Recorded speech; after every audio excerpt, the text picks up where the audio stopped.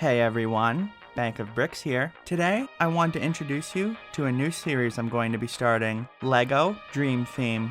In this series, I'm going to be discussing and showcasing my ideas for some of my most wanted LEGO themes. These can be movies, TV shows, completely original ideas, or today's topic, video games. Let us discuss my LEGO Dream Theme, Fallout. Before we begin, I should introduce this game to those of you who may not be familiar with the series.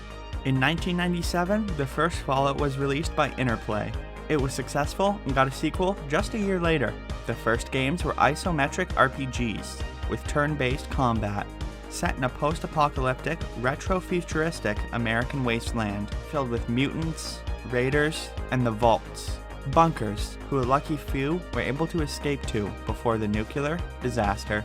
Unfortunately, in the mid-2000s, Interplay went bankrupt, but in 2007, Bethesda Studios acquired the Fallout IP.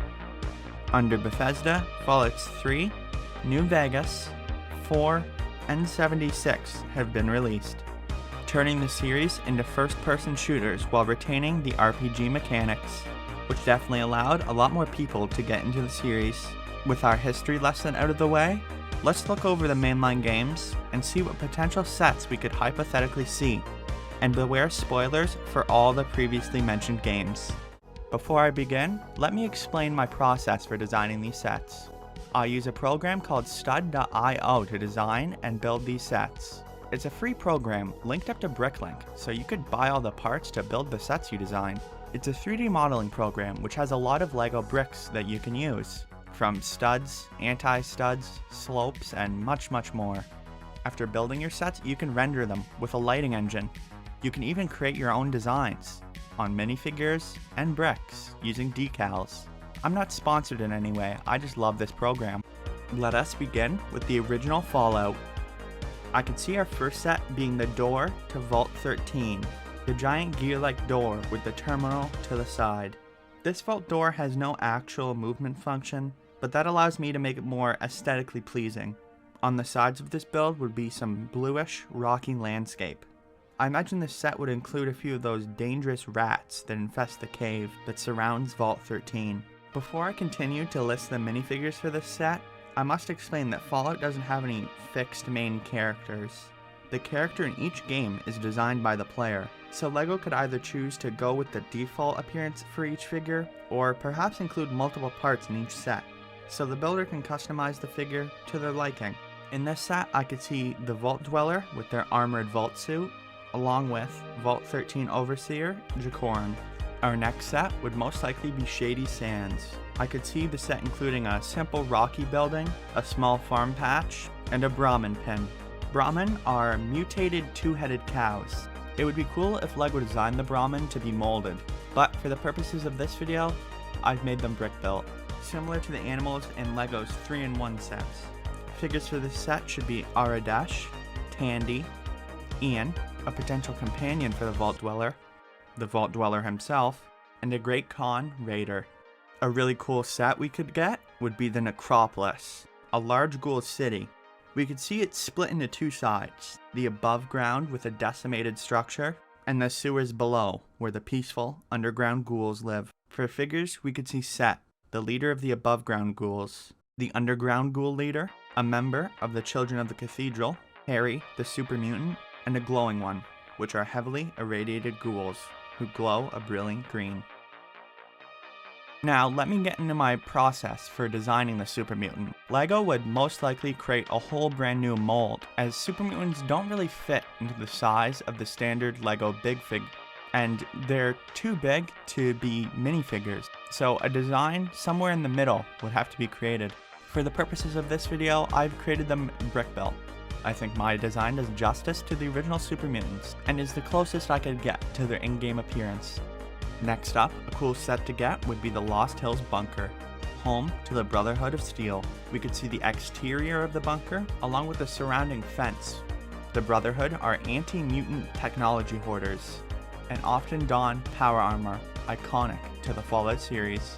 It would be amazing to see LEGO create whole new molds for the armor, and especially the helmets of the power armor. Figures in this set should be Head Scribe Vree, High Elder John Maxon, and Head Paladin Rhombus. Next up would be the Mariposa military base, the birthplace of the super mutants, humans who are exposed to the Forced Evolutionary Virus, or FEV, and become hulking monsters at the cost of their intelligence. This set would have 2 giant vats of FEV, along with a raised walking platform in the middle, and a giant arm used for dipping. Figures in this set would be the Vault Dweller, now in power armor, 2 super mutant guards, and the secondary antagonist of the game, the super mutant lieutenant. The final set for Fallout 1 would be the massive and glorious Cathedral, the base of the main antagonist of Fallout, the Master. The design of this set would be really cool, with the church exterior and the vault basement interior where the Master lies in wait. This set would be very similar to the Vader's Castle set, with the back of the set having the interior of the building. The very top floor would house the bedroom chambers, with some bookcases, beds, and chests. The middle section of the cathedral would house a study, the power section of the cathedral, and the main floor of sorts, with a speaking platform, banners of the children of the cathedral, and 2 screens meant to further indoctrinate the members of the children. The bottom floor would house the most interesting part of the set. First off, with the enclosed prison for the Psychers, then a barracks for the super mutants, and finally the Master's lair with his vault sentry covered in flesh. Figures in this set would be Father Morpheus, leader of the Children of the Cathedral, Vicious, the super mutant commander of the Nightkin, a member of the Children of the Cathedral, Laura, Wiggum, the Psyker, 2 Nightkin, who in Fallout 1 are invisible super mutants, and finally, I've saved the best for last, as he is truly special, and my favorite boss in all of the Fallout games, known simply as the Master, a cybernetically enhanced FEV mutant with psychic powers. This thing is part flesh, part computer, and speaks with several voices. The design for him would be really cool, as he's stuck to the Vault's Overseer platform. I'm not even sure if he could really even be classified as a figure. I'm unsure of how LEGO would deal with the Master, being that they'd include him in a set at all. The first Fallout has a lot of great potential for sets, but it's time for us to continue on to Fallout 2. The first set of Fallout 2 would be the village of Arroyo. This set would be split into 3 different sections: a tent area for the Elder, the stone head of the Vault Dweller, and a wooded area representing the hunting grounds. Figures in this set would be the Elder, Fergus, and a gecko. Our next set would be the massive and intimidating Temple of Trials. The scale of this set is really intimidating. In-game, it functions as the tutorial. This set would mainly be the exterior, along with the small platform holding the Vault Dweller's Vault 13 suit. The figures in this set would be the Chosen One, Hakunin, and Clint. The next set would be Broken Hills, a mining town with mutants, ghouls, and humans all living together. This set should include the mine entrance, jail, tavern, and a farm plot with Seymour, the intelligent plant. Figures in this set would be Marcus, the super mutant and companion of the Chosen One, Frank the prisoner, Typhon, the glowing one and son of Set, Francis, the super mutant, and Jacob, the chemist. Now we have Reno, the biggest little city in the world. I see this location getting split up into 2 sets. The first set would be the Chop Shop, where we would finally see the Highwaymen, the Chosen One's vehicle in Fallout 2.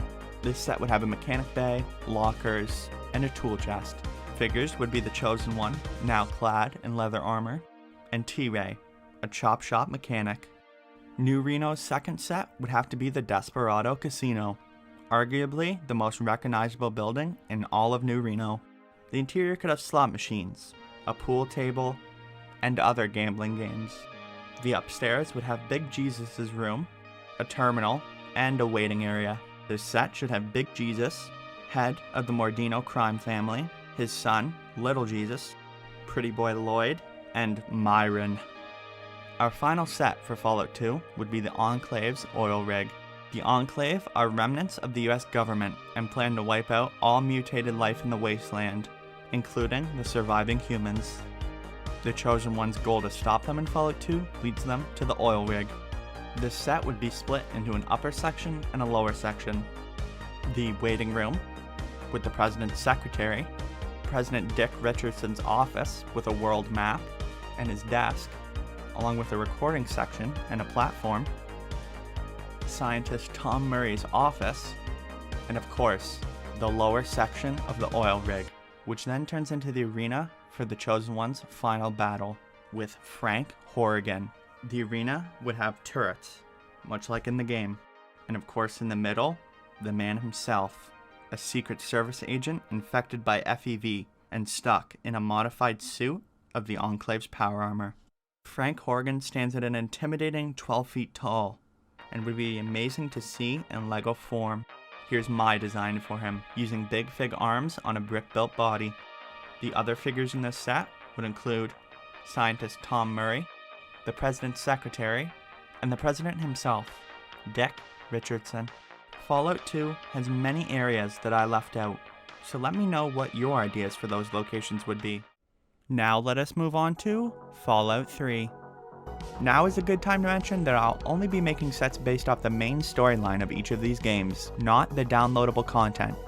Let us start in Vault 101, where we will have 2 sets. Our first set is based on the intro birthday scene in the diner, having the young lone wanderer, their father James, young Amada, and old lady Palmer, along with her sweet roll, also having a Mr. Handy, and what's a birthday without a birthday cake.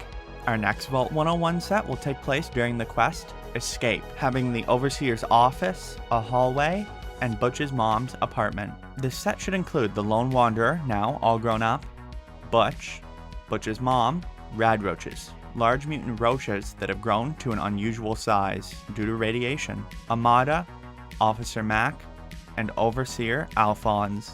Next up is the nearby settlement of Megaton, where we would of course have the nuke that lies in the middle of town, along with Craterside Supply and Moriarty Saloon. The design and layout of Megaton's buildings would be really interesting to see in LEGO. Our figures would be Moira Brown in her normal and ghoul form, Mr. Burke, Colin Moriarty, Gob, Confessor Cromwell, and Sheriff Lucas Sims. The next set is a subway tunnel. Not one in particular, but I feel they are important enough to include just a general subway tunnel. We would have plenty of trash and junk lining the floors, as these tunnels tend to be very decrepit. Figures would be the Lone Wanderer and a ghoul. Galaxy News Radio is a radio station in the game, and the actual station is our next set. I'd see this set having multiple levels of the destroyed and overall rough state of the building. This set should feature a Brotherhood of Steel member, Sentinel Sarah Lyons, a super mutant, and the radio host and man himself, Three Dog. Now we have Tranquility Lane, a simulated pre-war town. I'd love it if this set were kept in the black and white color scheme it has in game. I'd imagine this set to be the main playground area and surrounding road. Figures in this set should be the Pint-Sized Slasher, Doc the Dog, Timmy Newsbomb, and Betty. Next up is Vault 87, a place filled with mutants, and the birthplace of the super mutants on the East Coast. This horrifying location can make for a really good set, and could feature the Garden of Eden Creation Kit, or GECK, a device that is key to the game's plot. To start off this set's figures, we should have Fox, a friendly super mutant and potential companion. There should be a regular hostile super mutant, and our final figure would be Sid, the lone human left in Vault 87. Now, we should move on to Raven Rock, the main Enclave base in the Capital Wasteland. This build would be rather simple. The stairs leading up to, and the platform which holds the computer that houses the artificial intelligence that is the Enclave's leader, President Eden. Figures for this set should be an Enclave officer, an Enclave soldier, Colonel Autumn, and a sentry bot. The final set of Fallout 3 would have to be Liberty Prime. How could it not be? This giant robot is used by the Brotherhood of Steel in their final push against the Enclave. For figures, this set should have Owen Lyons, the leader of the East Coast Brotherhood, and Dr. Madison Lee.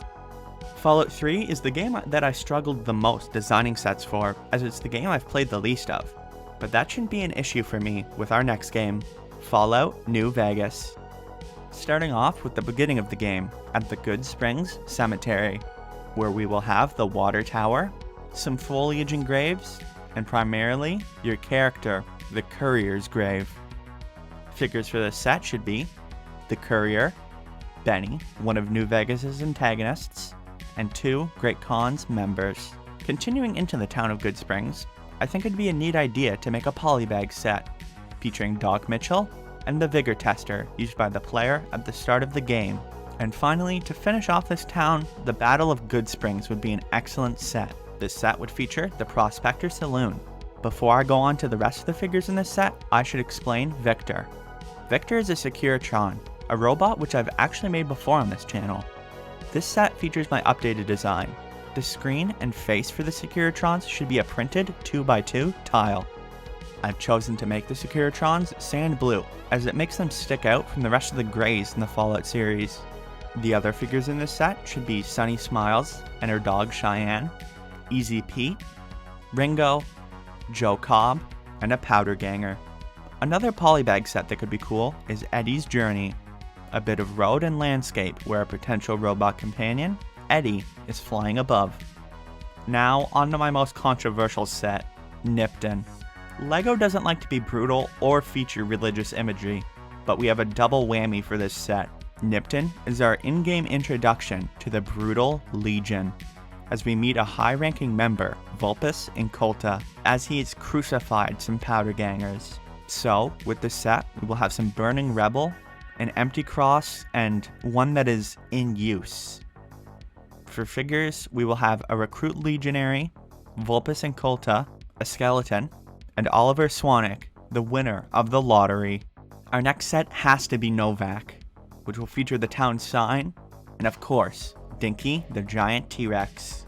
Along with the landscape and surrounding fence, figures in this set should be Craig Boone, a potential companion, Jeannie Mae Crawford, and Manny Vargas.